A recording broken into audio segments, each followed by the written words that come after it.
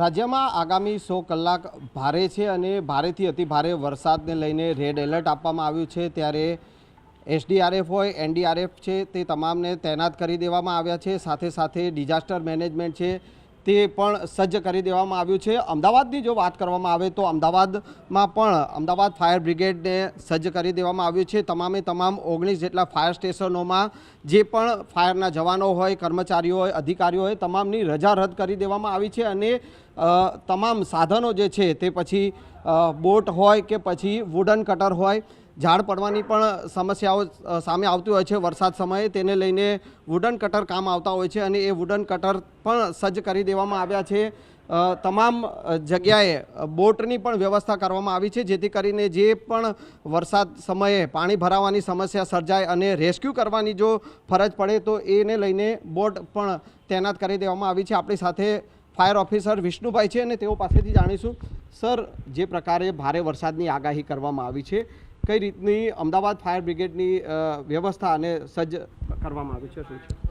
Ahmedabad fire brigade વરસાદ હોય કે ના હોય એમને પણ એલર્ટ હોય છે રમેશ, પરંતુ આ વખતે બહુ ભારે વરસાદની આગાહી છે તો એના માટે અમે અમારા ઇક્વિપમેન્ટ તો હરમેશ તૈયાર રાખીએ છીએ। સાથે સાથે બોટની જરૂર પડે, બોટની જરૂર એમને બહુ ઓછી પડતી હોય છે, એટલે અત્યારે સ્પેશિયલ તમામ બોટના એન્જિનો ચેક કરી, બોટ ચેક કરી, વ્યવસ્થિત કરી, એમાં પેટ્રોલ, ઓઇલ જે પણ જથ્થો જુઓ એ સંપૂર્ણ સ્ટોક કરી તૈયાર રાખેલ છે। એટલે ગમે ત્યારે ગમે તે ઘડીએ જરૂર પડશે, કોઈ પણ આફત હશે તો અમે એને પહોંચી વળવા માટે સંપૂર્ણ સજ્જ છીએ। અચ્છા સર, ઝાડ પડવાની સમસ્યાઓ સર્જાતી હોય છે, મકાન ધરાશાયી થવાની ઘટનાઓ બનતી હોય છે, તો તેને લઈને વુડન કટર ને અન્ય કટર જે છે તે રાખવામાં આવે છે, એને પણ સજ્જ કરી। સાચી વાત છે સાહેબ, સૌથી વધારે જો કોઈ ચોમાસામાં તકલીફો આવતી હોય તો એ મોટા મોટા ઝાડ પડવા અને રસ્તા બ્લોક થઈ જવા।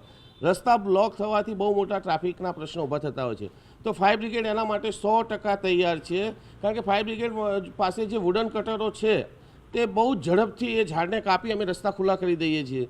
સાથે સાથે અમારા જોડે સ્લેબ કટરો પણ છે, તો એમાં પણ કોઈ મકાન ક્યાંક ધસી પડ્યું છે, નીચે પડી ગયું છે, તો એ મકાનમાં ફસાયેલા માણસોને કાઢવા માટે પણ અમે સ્લેબ કટર અને બીજા ઘણા બધા સાધનો છે અમારા જોડે હાઇડ્રોલિક, એનો ઉપયોગ કરી અમે જેમ બને તેમ જલ્દી અંદર કોઈ ફસાયું હોય તેને બહાર કાઢીએ છીએ। તો સર, અમદાવાદ મ્યુનિસિપલ કોર્પોરેશને 160 જેટલા સ્પોટ એવા નક્કી કર્યા છે કે ત્યાં પાણી ભરાવાની સમસ્યા સર્જાતી હોય છે।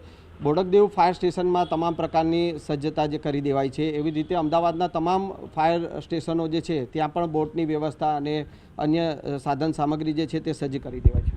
વાત સાચી છે, આ વખતે જે આના અગાઉ વરસાદ આવ્યો એમાં ઘણી જગ્યાએ બહુ બધા પાણી ભરાઈ ગયા હતા, બોટોની જરૂર પડી હતી, તો આ વખત વિશેષ તકેદારી રૂપે સાહેબશ્રી તરફથી ઓર્ડર છે કે તમામ બોટો સંપૂર્ણ એલર્ટ હોવી જોઈએ અને ગમે ત્યારે જરૂર પડશે તો અમદાવાદ ફાયર બ્રિગેડમાં જેટલી પણ બોટો છે સંપૂર્ણ તૈયાર છે।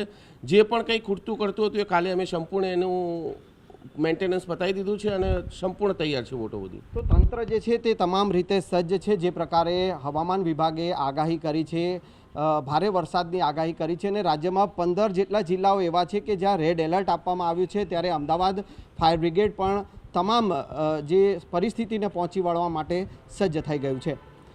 કેમેરામેન અમિત શર્મા સાથે સંજય ટાંક, ન્યૂઝ 18 ગુજરાતી, અમદાવાદ।